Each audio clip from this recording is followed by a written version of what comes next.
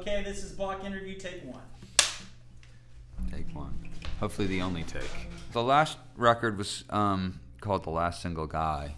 And this record's different because, back then I was doing more associating with loops and writing songs, over a period of time.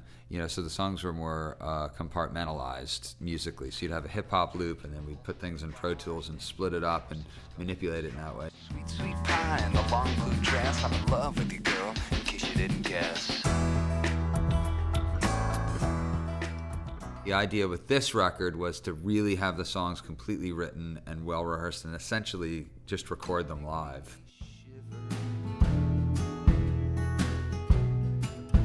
When the sun goes down, she closes up like a fan.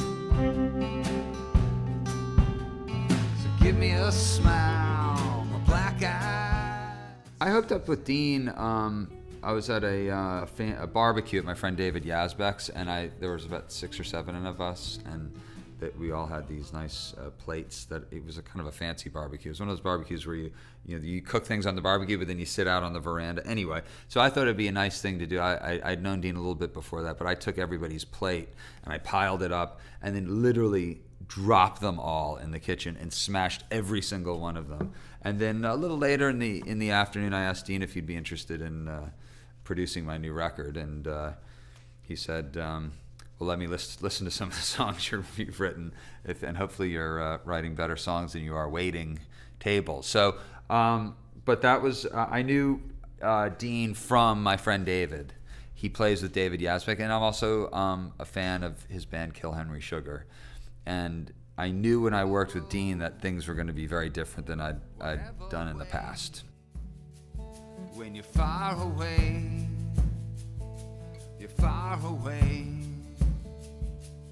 and the rain fell on the farm.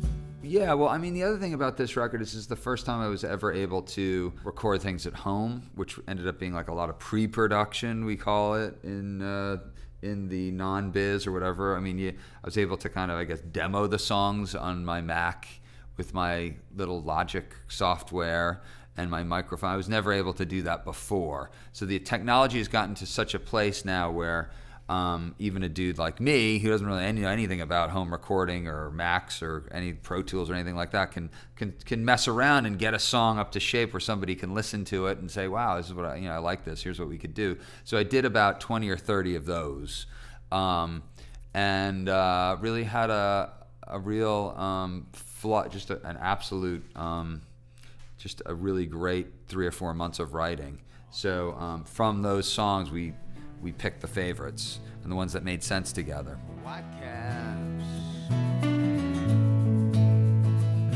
on the Hudson. So I drove to see my friend over the Tappan Zee Bridge, who was not expected to see me. My friend told me that I need to update my stickers. So as you can see here, this one says, call 215 I am for Perot.